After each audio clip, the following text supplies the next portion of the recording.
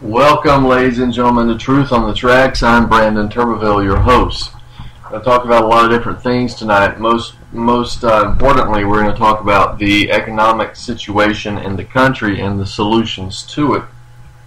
But before I do, I want to remind everyone that you can catch Truth on the Tracks here every Monday night and Friday night at 9 p.m. Eastern Standard Time here on ucy.tv. And you can access the show's personal webpage over at ucy.tv/TT for Truth on the Tracks. And on that page you'll find the RSS feed to my more recent articles. You'll find a chat room there. And you'll also find the archive versions of this show. Now, if you want to keep up with my work as it's posted, you can go to activistpost.com. I'm a staff writer over at Activist Post. And you can keep up with my work as it comes out in real time there. But you can also go to the Contributors tab and click on that. Click on my name, and that will take you to the Activist Post archive of some of the recent articles I've written for that site. Also a writer for theantimedia.org, and you can go to that website occasionally and see what I've written over there. But if you're interested in my work specifically, I would recommend that you would go to BrandonTurbeville.com, and that is the website where I repost all of my articles, all of the YouTube videos, all of the archive versions of this show, all the interviews, etc. All the relevant information is there relating to my work, as well as a link to the books. There is a books tab there that you can click on. It'll take you to the bookstore, and you can buy the books from there. Now, I should also mention, I just found out recently that in order to access the website, you have to type in www.brandonturbeville.com. I was not aware that it's become a thing for people to only type in brandonturbeville.com or something like that. So you're going to have to put in the W's until we can get that remedied to work around people's short attention spans, I guess. It's addiction to convenience, so you can't type in the 3 W's. But whatever, we're going to get that worked out in the near future, get some settings changed, but for now you got to type in www.brandonturbeville.com to get there. So, before I go into tonight's topic, I want to mention some events here in Florence. Well, an event here in Florence. We have 311 West Palmetto Street. That's Health First Chiropractic and Wellness Center, and this is run by Dr. Scott Radamus. This is going to be a weekly health talk, either a health talk or open discussion or DVD viewing and whatnot. They're going to be discussing topics like fluoride, vaccines, genetically modified food, other health-related topics, and it's free. And it's at 7 p.m. on Tuesday nights every week over at Health First, 311 West Palmetto Street here in Florence, South Carolina. So if you're in the North Carolina, South Carolina area, if you're on your way to the beach, a beach vacation there at Myrtle Beach, Florence is about an hour away from Myrtle Beach, and it's not far away from 95 or I-20. It's actually both of those interstates cross over in Florence. So if you're coming through one of those highways, then try to adjust your stop to where you can stop in and attend one of these talks. If you just want more information, then that'd be a great reason to come out. I'm sure they can provide you with a DVD of some of the things that they're talking about and be able to share a lot of information with you. Again, it's free. If you do know about the information they're talking about, if you're well versed in it, then it's a great reason to come out and network with other like-minded people instead of just tapping keys on the internet all day. You'll actually get to meet people in person and hopefully develop some connections and friendships, because that's an important thing to do in these times, is to have real people and real friends and real connections that you can work with, that you can talk with, and that you can work with when times get tough. And times are tough now, and they're only going to get tougher if you look around and see what we've got planned for us by the elites. You can tell that things are really coming together, and this is really becoming a time where it's do or die for a lot of people. And it just doesn't seem that, at least in the United States, and it seems this way in Europe as well, that people are really interested in standing up for what they believe in, if they believe in anything at all, or if they believe in taking any action. It seems harder than it ever was to galvanize the American people to do anything. In fact, it doesn't even seem likely that there's anything to get them galvanized about. But I would argue that there is at least one thing that we could get them galvanized with, and that's what I'm going to discuss tonight. It's the idea of economics and economic solutions, and having clear demands and economic programs that not only would be successful if implemented, but would draw popular attention and popular support from the average American public once they hear them. And that's why I'm going to talk about them tonight. So, to be honest, I have to point out the reason why I'm focusing on economics is because I've said this before. You talk to people about issues like 9/11, or you talk to them about issues like chemtrails or vaccines, and you can reach people with that, but you have to do so much education for somebody who's not already exposed to the information that it's extremely time consuming, and time is not on your side. By the time you get enough people educated, then the issue has passed so far beyond the time needed to actually do something about it that it's gone. The window of opportunity has been shut, and you're just left with educating people. With things like chemtrails, again, you have to do so much education because it sounds so wacky to people that time is not on our side. And frankly, even if we were able to educate people in a faster way, then the average American simply doesn't care. You're not going to get a popular movement based on these issues. This is the same when you even make it more generic and you talk about the environment, or you talk about war, for instance.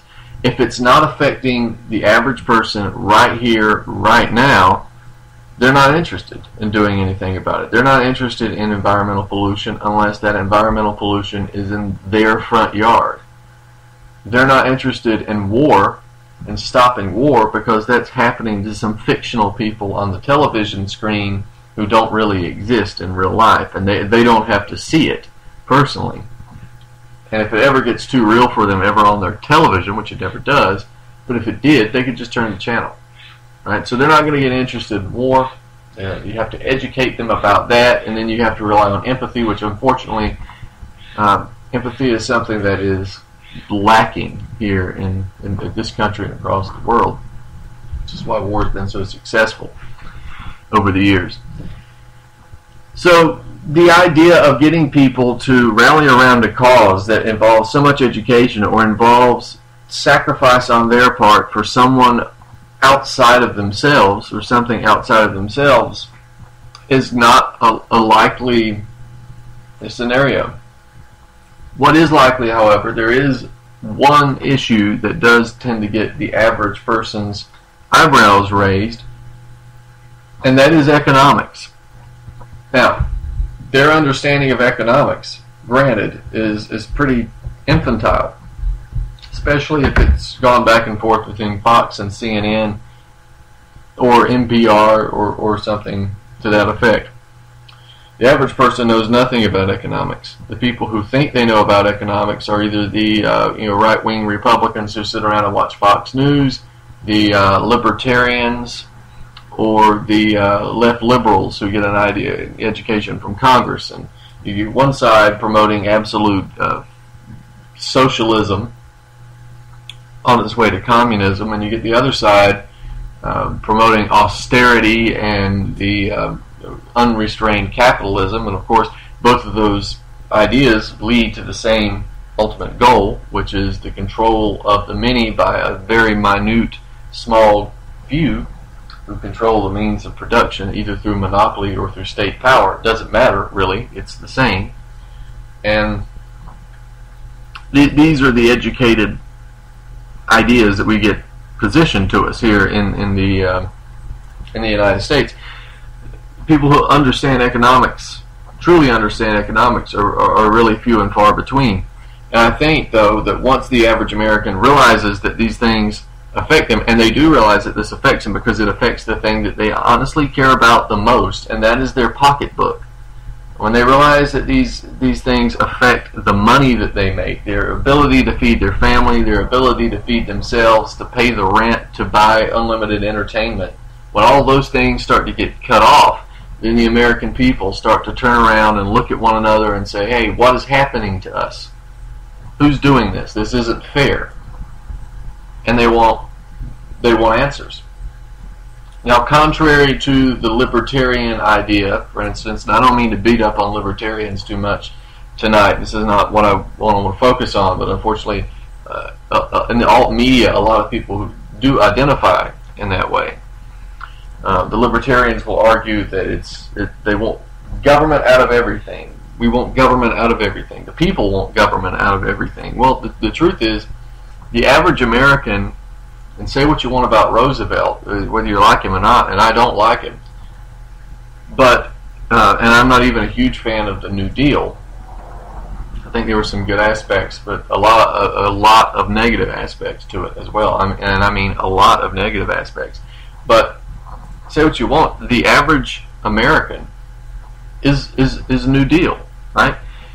Americans get torn back and forth between Democrats and Republicans because Americans in general are New Deal people, right? They want their Social Security, Medicare, Medicaid, and they want health care. But they don't want government in every aspect of their life. So they're torn back and forth. They also don't want identity politics. So you get the Democrats who claim to offer New Deal solutions, and they really don't. Not real solutions that really benefit the average public. You know, they might offer them in the Roosevelt sense, in the sense of control and government involvement, personal life. But they don't offer any real legitimate solutions. But the perception is that they have better economics than the Republican laissez-faire capitalists, right? So that this is itself attractive to many Americans, but then they realize that what the Democrats offer is not a real economic solution, and what the Democrats offer is identity politics and race politics and gender politics and ethnic politics and political correctness and CPS workers and higher taxes, right? And then they're faced with the Republicans, right? You look at the Republicans' economics, which are atrocious. It's huge business. It's laissez-faire capitalism, war, police state, much like the Democrats on that. And at least the social policy has the perception of being better, right? At least you have your gun rights, which the average American, by the way, does support. At least you have your gun rights. At least you can be somewhat left alone. But the truth is, that's just a perception as well, because you don't get left alone at the Republican administrations. Look under George Bush. All of these things are perceptions. They're scams, right? You can't judge things based on the parties. What seems to be worse under one party is just the perception of it. As they switch parties around and they go after the same goal. I mean, these guys are literally part of the same goal, and you got to leave this Democrat-Republican garbage where it's at, because there's nothing there, and this is a dead end. If you try to go after the Democrats or if you try to go after the Republicans, you're fighting the wrong enemy, and you're stuck down there at the bottom on a losing battle, because that's not the head of the snake, and you're missing the point.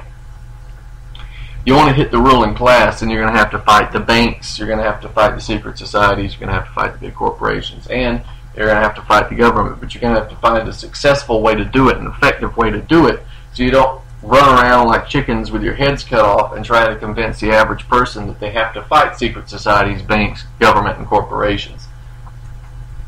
All you have to do is convince the average person that all they have to do is fight for their own economic self-interests in order to fix this thing. And there is a way to do that, to get them to fight for their own economic self-interest and at the same time fight the ruling class in an effective manner. So that's what I'm going to get into. So you can only really get people motivated, unfortunately now in this world, when it affects their pocketbook. And again, you look at the country, we've got 25% unemployment, real numbers. We've got 50 million people on food stamps. You've got a bottleneck at the borders of jobs trying to leave and go to China and meet the previous jobs that are already there. You've got a hemorrhage of jobs. You've got a police state, not a coming police state, you've got a police state, in case you've missed the armored personnel carriers at your local police and sheriff's department. It's got to stop. And how do you do it? Well, this is what we're going to get into. Last thing before, I prefaced this discussion now for 17 minutes. I'm looking at my counter, but I got to preface something else with it.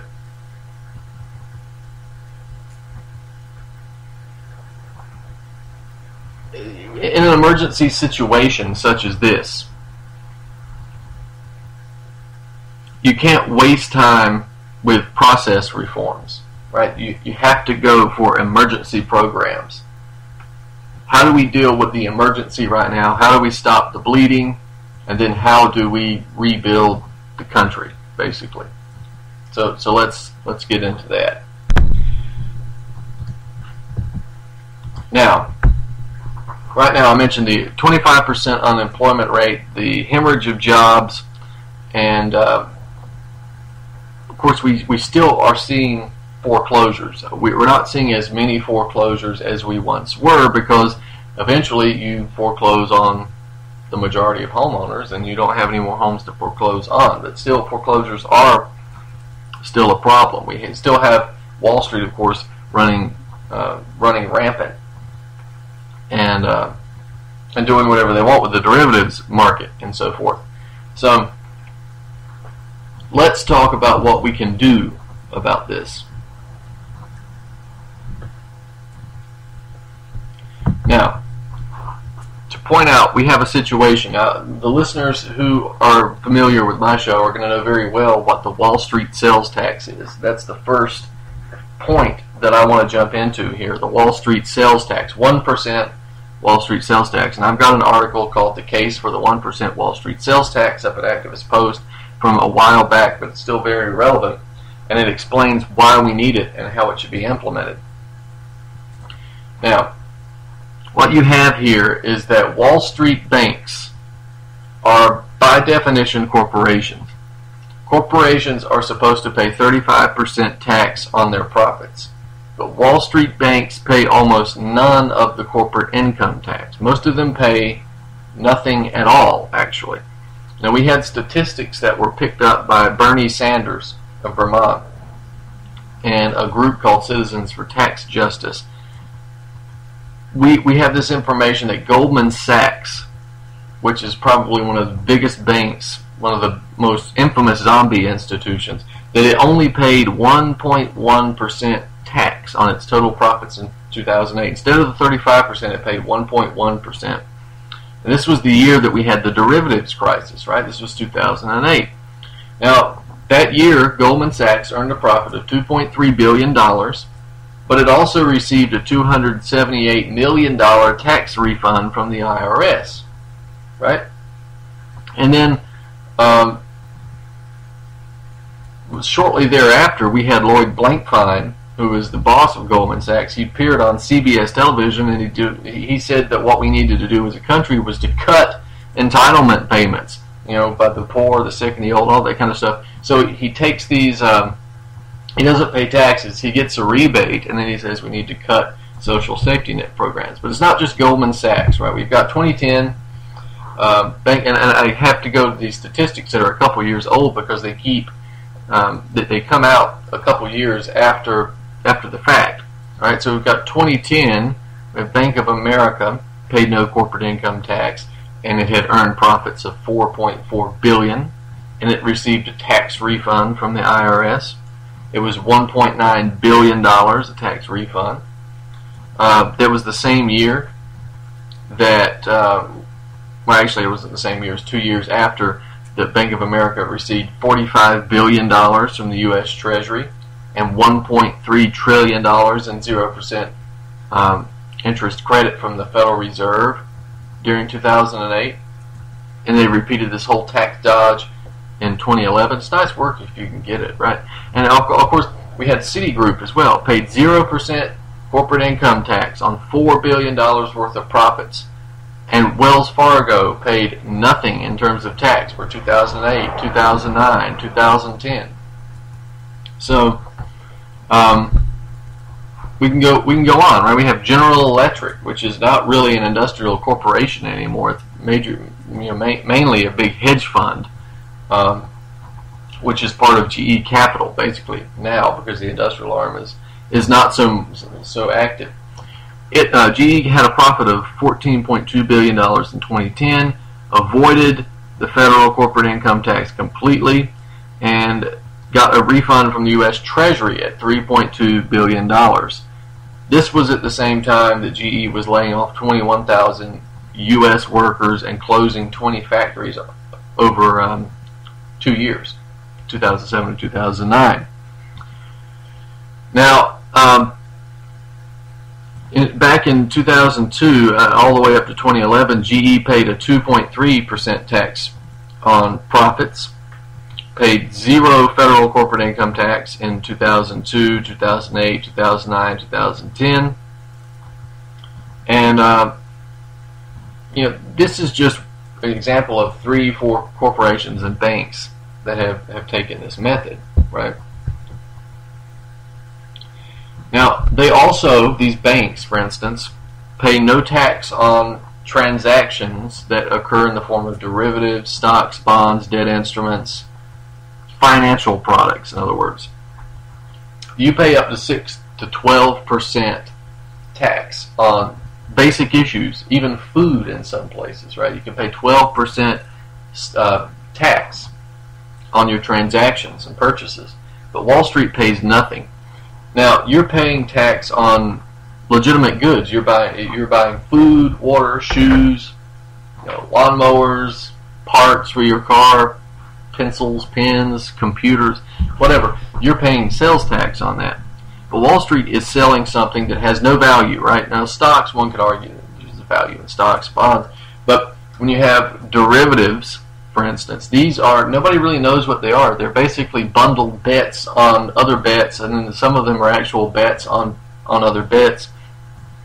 And they use flash trading and e-trading, right? This is done by computers. They can do millions of transactions per minute, and they on per computer, and they have a lot of computers doing this stuff. So there's just an amazing, unbelievable amount of transactions being made here, and no tax paid on them. And when anybody suggests, by the way, that a tax be placed on banks and the financial transactions, because there is a sort of a movement to do that, although it's sort of misguided. You have things like the Tobin tax. Nobody knows what the hell that is. Other people want to call it the Robin Hood tax, which is stupid because that just sounds like you're some kind of Marxist trying to steal money from the middle class and giving it to the poor, which is exactly how the media will turn it, which is probably why that name was put out there. But I call it the Wall Street sales tax, as do other people, because that's what it is, and that gets the message across. But so when you say you want to put a Wall Street sales tax on the banks, what happens is that the banks freak out and say, no, we don't want these taxes, right? Obviously they say this. But they say it won't work, but here let me point out that 1914 to 1966, the U.S. federal government did have a financial transaction tax between 0.04%, that's I think 0.0004, and 0.1%, that's 0.001.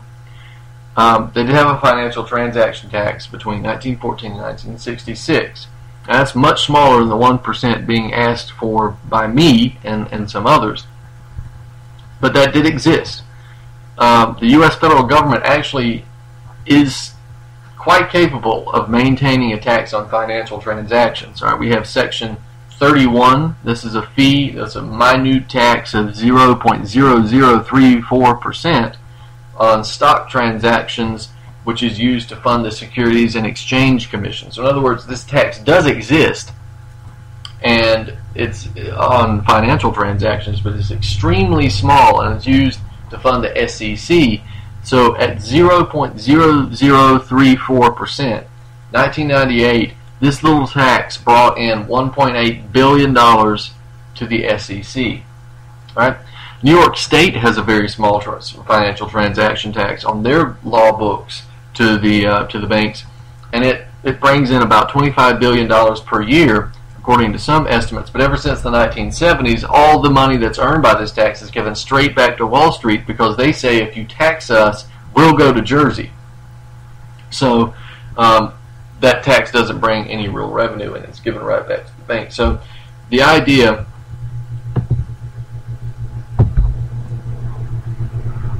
is that this can be done. You can implement a financial transaction tax, because all these things have to go through exchanges, right?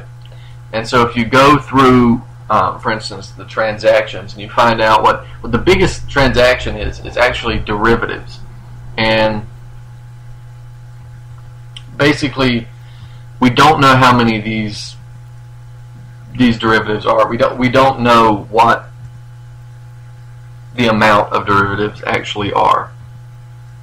So, with that in mind, if you imposed a 1% Wall Street sales tax on derivatives, for instance, you should make a few rules. Before we get into how much money this would bring in and what we should do with it, let's talk about how this should be implemented. A 1% Wall Street sales tax. The first thing you should specify was that it should be paid by the seller, not by the buyer, right? Because if you do this, basically, any over-the-counter derivative contracts for which the Wall Street sales tax has not been paid, again, this should be paid by the seller. This would mean that the seller of that derivative, if that person does not pay the Wall Street sales tax on that product, the buyer loses out on the derivative.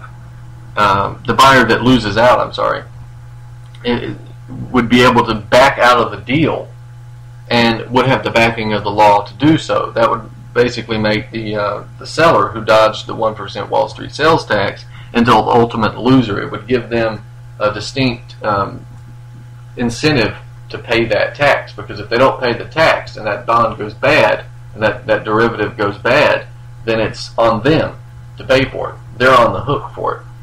So that's one way to make sure that tax gets paid. So we need to continue this topic on the other side. I'm running out of time in this segment, but we will be back to discuss the Wall Street sales tax, the nationalization of the Federal Reserve, and a protective tariff. These are your demands, ladies and gentlemen. You want to start a revolution? Forget about camping out in the park and start thinking about taxing Wall Street, nationalizing the Federal Reserve, and ripping the power out of the hands of the bankers and putting it back into the power of the American people. We were discussing the Wall Street sales tax, 1% Wall Street sales tax, and we were talking about some of the details. We were talking about the fact that Wall Street essentially pays no tax, whether it's corporate tax or transaction tax, and that in this event that Wall Street pays no tax, and they should, we have this structure set up where it's entirely plausible that the transaction tax could be maintained by the U.S. federal government, because there was one at one point, and we already have another, a very small one, to fund the SEC, and that New York State has a small transaction tax, but they give it back to Wall Street every year because Wall Street threatens to go to Jersey.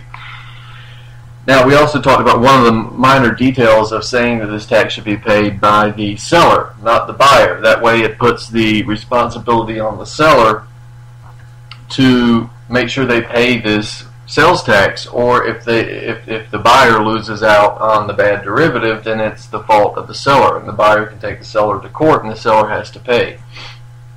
The seller is on the hook, and there's an incentive to pay the tax. But there's a few other details I'll throw out there, because I know every time I bring this topic up, people have this reactionary, knee-jerk reaction to the tax, and they somehow think that this is going to add a tax on your check cashing or on your retirement. And the answer is no, it does not.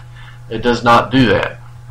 So we're talking about applying a 1% tax rate, transaction tax, to financial market transactions like stocks, bonds, flash trading, e-trading, high-frequency trading, debt instruments, and of course derivatives, the notional value of derivatives, in order to prevent people who are kind of moving around stocks and shifting around personal financial assets, making investments for the 401k and for retirement. What we need to do is make an exemption of $1 million per person per year, right? So this 1% Wall Street sales tax goes on all these types of trading that I've just listed above, but there is a $1 million per person per year exemption so that people who are using the stock market and investments and so forth for their retirement, so that they're not taxed. And this is not a tax on your check cashing and your own financial transactions. This is specifically for Wall Street and these types of financial market transactions. So we need to get that cleared up, of course. Now, we got to talk about what kind of money this is going to bring in if you implement the Wall Street sales tax, right? We have an estimate from Webster Tarpley of what the world derivatives market currently stands at in terms of its notional value. He says it's excess of $2 quadrillion in notional value. But we also have other estimates. That's actually a pretty conservative estimate. We have other estimates that say it could be in the range of $6 to $7 quadrillion. Right? These things are constantly being bought and sold, so that's believable. We're going to say it could be around maybe $5 quadrillion. These estimates, but there's no real way to tell because these things are not made public. Really, this is not really a transparent market, as you probably know. So, if you apply a 1% Wall Street sales tax to this type of number of dollars of value, we're talking about quadrillions of dollars worth of value, what you're going to get in terms of revenue from just this tax alone are tens of trillions of dollars. Now, that you think about that revenue, tens of trillions of dollars. What can you do with tens of trillions of dollars? And that's a lot of things, and we're going to get into that. So, but let me first go through some other reasons why we need this tax, and then we can talk about what we can do with it. This, again, I want to stress, ladies and gentlemen, you want a revolution, you got to have demands. I'm giving you your demand right here. So what are you going to do about it? Are you going to take this and just throw it out and then go out to the park and camp and think you're going to start a revolution of sharing and cooperation and individual buying choices, or let the market decide, just remove any type of overseeing government hand to begin with and just let the invisible hand of the market take it over? Sorry, that's not a revolution. That's playing into the hands of Wall Street. So, again, these are our demands. This is something that can be done. This is something that people can get behind. This is something that benefits all of us. And of course, basically, this idea can let us have our cake and eat it too. And that is possible. When people tell you that you can't have the best of both worlds, or that you can't have your cake and eat it too, I've always said that's because they want to eat the cake themselves.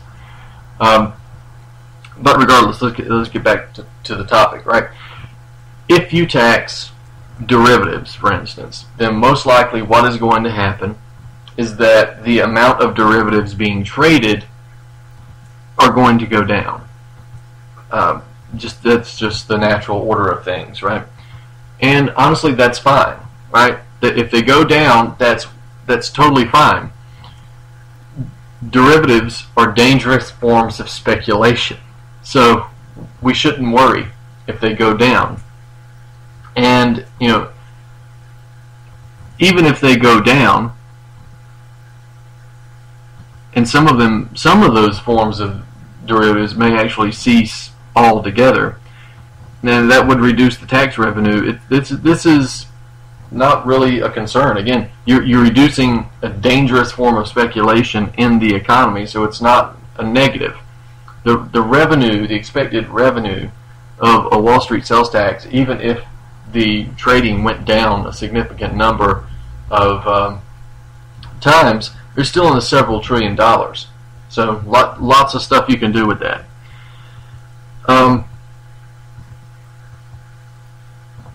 It was the derivatives, by the way, that were responsible for the 2008 financial crisis. It wasn't a housing crisis and so forth. It wasn't bad, stupid people taking out bad loans. A lot of those loans were fraudulent. I think the FBI did, put out a report that said 75% of those loans were actually fraudulent loans to begin with. But it was derivatives that were responsible for the 2008 financial crisis. It would be hard to argue why the reduction of speculation and derivatives trading and computerized transactions and debt instruments and all this stuff would be a bad idea. It would be hard to argue why we should bring these things back and why they have an important role in the economy. They don't. So we got to look at this too. The Wall Street sales tax is 100% constitutional. Now, although the 16th Amendment, I know that's a problem for a lot of people, it clearly allows for the collection of an income tax. But I think it's also true that while it allows for the collection of an income tax, there is no requirement of an individual to pay that tax. I just wanted to point that out. But we have Article 1, Section 8, Clause 1 of the U.S. Constitution, and this clearly enumerates the ability of Congress to impose taxes, right? And just like the Wall Street sales tax, right? This is the clause. It says, the Congress shall have power to lay and collect taxes, duties, imposts, and excises, to pay the debts and provide for the common defense and general welfare of the United States. But all duties, imposts, and excises shall be uniform throughout the United States. End quote. Right? So the 1% Wall Street sales tax exists well within constitutional boundaries. So any challenge that's made to the Wall Street sales tax would basically seal its own fate before getting off the ground, because you've got hundreds of years of legal precedent which are clearly defined in cases of imposed taxation. There is no constitutional argument, there is no legal argument against the 1% Wall Street sales tax. So if you're going to get out, by the way, anarchists or libertarians, if you're going to argue against the 1% Wall Street sales tax, what you are arguing is that individuals and private citizens and workers should have to pay taxes, but Wall Street shouldn't. And if you are arguing that, whose side are you on? Well, I think that's clearly I think the answer is clearly that you are on the side of Wall Street. And if you're on the side of Wall Street, I would question my own movement. Now, what do we do with this money that comes in from the Wall Street sales tax? We have the Congressional Budget Office. We have the U.S. federal budget deficit at the end of 2012. I don't have the numbers for 2013, to be honest, and I should go get them.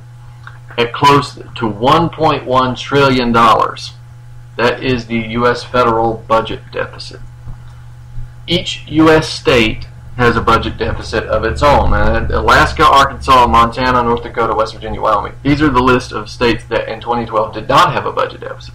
But everybody else did, right? So we have, again, this is 2012, but we have a $1.1 trillion of U.S. federal budget deficit in 2012.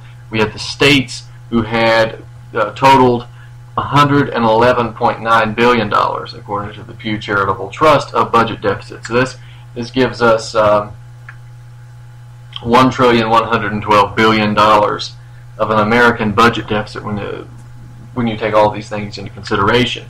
Now, that sounds like an impossible number to bring under control here in terms of the budget deficit. But again, take a look. at the numbers that are predicted to bring in from the Wall Street sales tax, the revenue, we're talking about several $1 trillion. You just erased the budget deficit overnight with the Wall Street sales tax. You don't have to cut and gut. You don't have to reduce spending on social programs and so forth. You don't have to do any of that. You got the Wall Street sales tax. Now, the way you do it is that you would split the money that you get from the Wall Street sales tax. Half of it goes to the federal government, half of it goes to the states. Now, you've got all this money flooding the federal, state, and local government's coffers. There's no need for austerity measures, and there's no need for crazy gymnastics to balance the budget. It's done, right? So you don't need all this other stuff. You don't need the fair tax, which is basically regressive taxation. You don't need the federal sales tax. You don't need the police state wealth tax. You don't need to go after people's personal wealth, and so all of this stuff. You don't need that. But keep in mind that the budget deficit is not the only thing, right? When you got tens of trillions of dollars rolling in here as revenue, then look at Medicare, Medicaid, Social Security, food stamps, all of these programs that are no longer in danger. You apply that sales tax to these programs. This is the bandage, right? This keeps the economy and the American system on life support. It injects energy into the economy. This is something now. This is not the end all, be all end all economic solution. This is to keep people alive during the Depression and to help get them out of it. For instance, fully funding Social Security and increasing Social Security payments. The elderly Social Security recipients are being taken advantage of. They are being screwed royally by this system. They deserve much more than what they're getting. Fully fund Social Security and increase the payments. Medicare and Medicaid, exactly the same thing. Fully fund Medicare and Medicaid and increase the payments. But we need to move toward a true universal health care system. Not Obamacare. Nobody knows what the hell single payer even means, so it's hard to even comment on that. No market solutions, no reduction of Medicare and Medicaid to pacify the market fetishists. We need universal health care for everyone. Medicare for everyone. The small fee, we're going to say, this could be adjusted, but $100 per person per month, and if you make below a certain amount, then that fee is reduced. If you make even less, then that fee is reduced even more. If you make less than that still, it's free. It's free. And there are no mandates. Absolutely no mandates, personal mandates for people to buy insurance. Medicare for All is there if you want it and you want to pay for it, or if you're poor, you can have it. But we've also got the market. The market's still there. So if you don't want Medicare, you want a private insurer, then it's there and you can go buy it. So you have the best of both worlds. You have the market, you have consumer choice, you have your civil liberties to where you don't get forced to go out and buy a private, buy a service from a private company. And you have universal health care. Universal health insurance, at least, with Medicare for All. And it's all paid for by the 1% Wall Street sales tax. All of it. Food stamps, the same thing. Fully funded. Fully funded. And then in this economy, we need to increase the food stamp payment. Right? $2.22 per meal is not enough. So that is the 1% Wall Street sales tax, and that is what you can get mass traction on, not the crazy libertarian idea of the market, not the Republican idea of corporate domination, not the Democrat idea of absolute socialism. The Wall Street sales tax is where it's at. The American system of political economy, we can get mass traction with that. And this is something that you should desire. Now, we've got to move on and talk about something else as well. That is the nationalization of the Federal Reserve. Now, many of the listeners here are going to be fully aware that the Federal Reserve is as Federal Express. That's been said enough, right? We know that the Federal Reserve is not part of the government as such. It's really a collection of private bankers that are in control of the nation's currency. And there is some moderate control of the Federal Reserve by the President and Congress only in the appointments. Otherwise, there's no control at all. We have Alan Greenspan actually saying that the relationship between the Congress and the Federal Reserve and the President and the Federal Reserve is irrelevant. And he's right. It is irrelevant because they don't have any control of the Federal Reserve. And there's a way to get control of the Federal Reserve, and that's what we're going to talk about. But we got to get into this. So if you want to get an idea of what the Federal Reserve, how it was created, and what it does, then read The Creature from Jekyll Island by G. Edward Griffin, and they'll explain to you how it's basically a cabal made of bankers. Now, I don't agree with Mr. Griffin's solutions toward the end of the book about doing away with central banking and so forth, but his analysis of how the Federal Reserve was created in the dead of night, his analysis of who controls the Federal Reserve and what it does, that is unparalleled, and that is a book that everybody should read. Now, the idea of ending the Fed, this is sort of a knee-jerk reaction, right? If you end the Fed in one fell swoop, you're going to eliminate this buyer of last resort option for the U.S. national debt, and you're going to end up causing the collapse of the American economy. Now, I know a lot of libertarians and anarchists just get all warm and fuzzy inside when they hear about a collapse because they think that it's going to be like it is on the movies that they watch every night, but it's not. And unfortunately, for people who aren't as financially well endowed as some of these others, then it's not going to be very very pleasant. For those of you who have elderly relatives or who have disabled or sick relatives, this is not going to be a pleasant time. And especially for those libertarians who argue for bringing on the collapse even faster, then you damn well better take care of these people when it happens.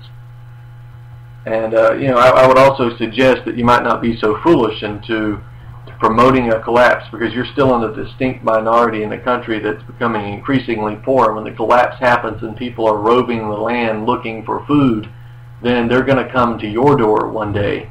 And the video games that you played and the television shows that you watched and all the articles you read about prepping and self-defense are not going to be enough to save you in a population of 300 million people where the vast majority of them are hungry. So you better get on board the program now.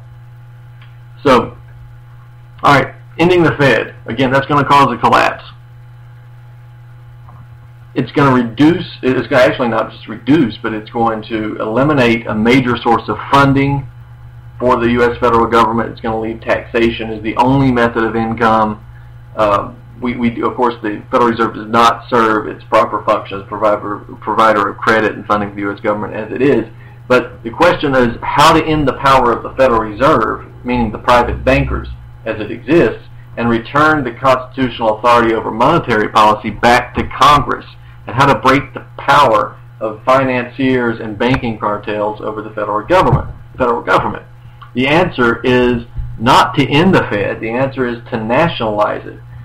And nationalizing it would not only return congressional power back to its rightful place as guaranteed in the Constitution and break the power of Wall Street over the monetary policy of the United States, it would also provide us the opportunity to eliminate debt, to reduce inflation, to improve our infrastructure, to jumpstart a recovery, to usher in a new era of scientific progress which the world has never seen before, only glimpses of.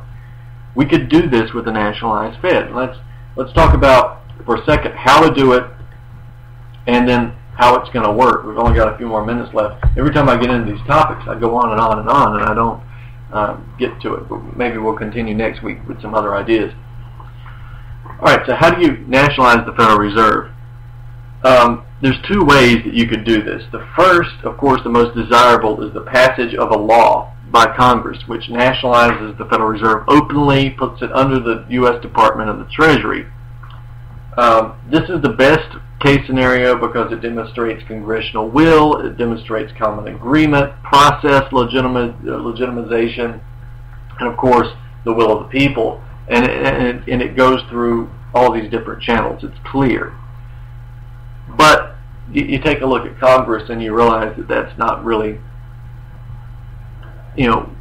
plausible. And neither is it really plausible for the U.S. president to do it. But there are two different ways, right? You can either get Congress to do it with a law, or you can get the president to do it de facto, basically, by making a phone call to the chairman of the Fed and saying, this is what we want you to do with the money that you have, and if you don't do it, you're fired.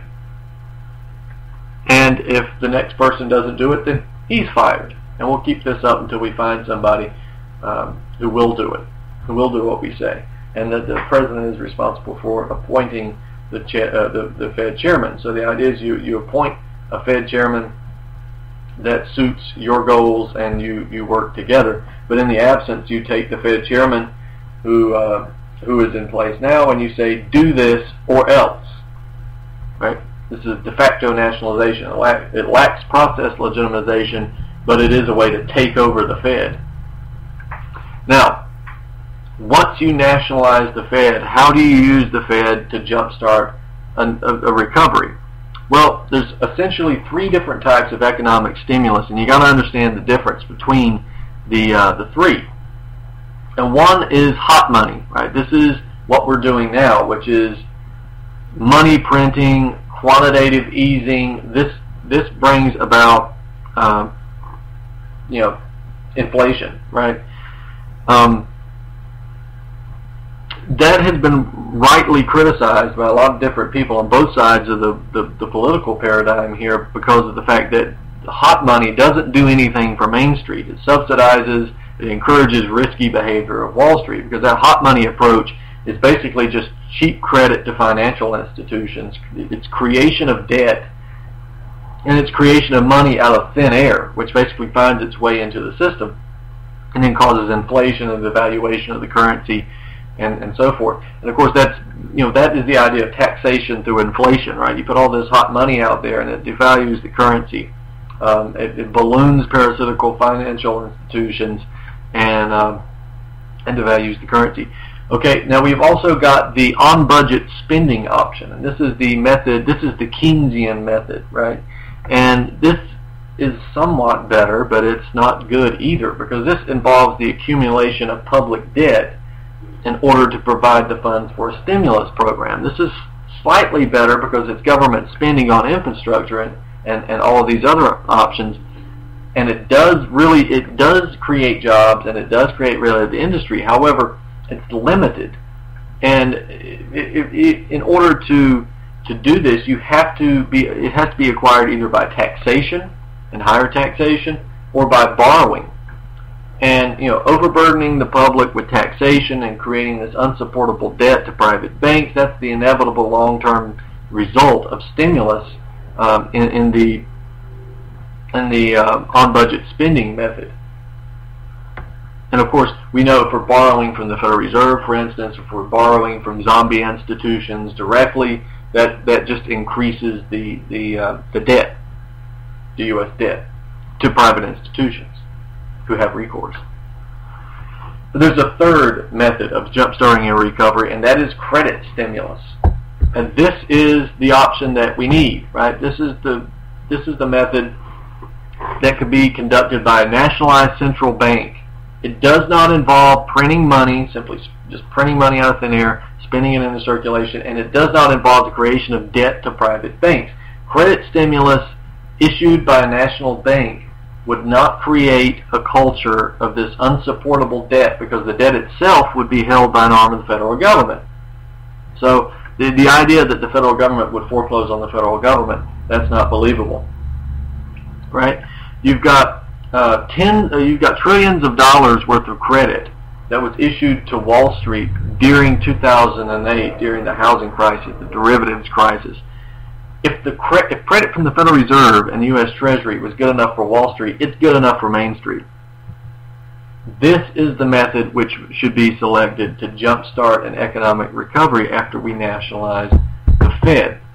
So what do you use all that credit stimulus for?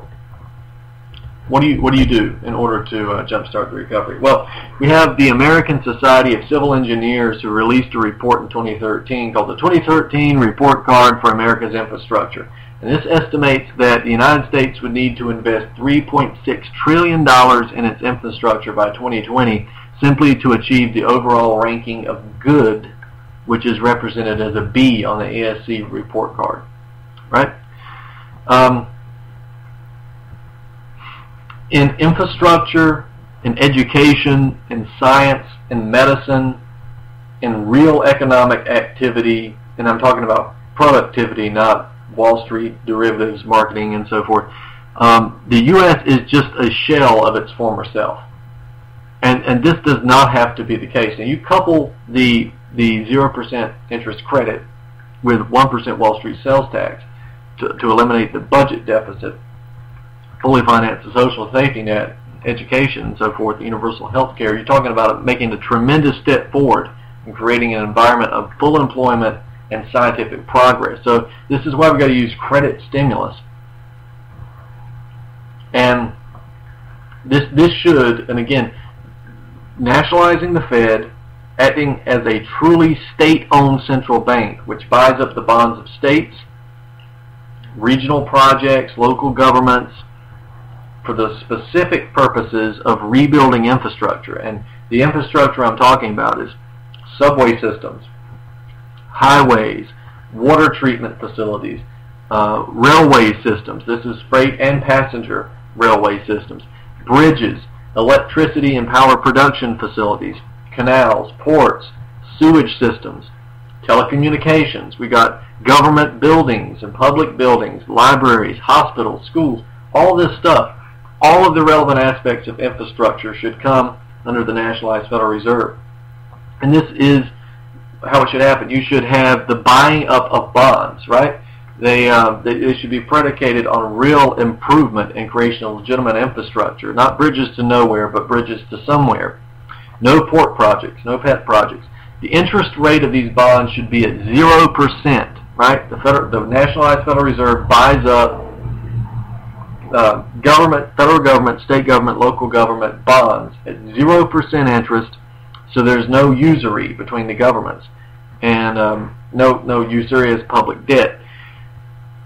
They should have a maturity date of 100 years, in other words, a century bond.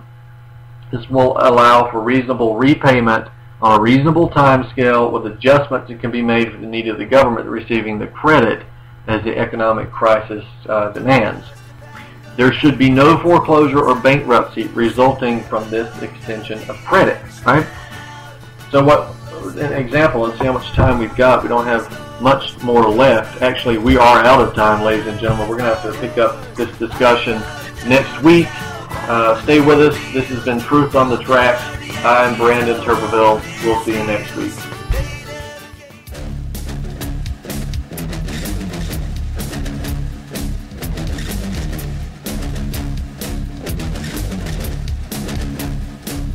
Even before I came into office, I was very clear that in the immediate aftermath of 9/11, we did some things that were wrong. We did a whole lot of things that were right, but we tortured some folks. For more news, visit pigminenews.com. This is Ozzy Skateboard, and you're listening to UC Right.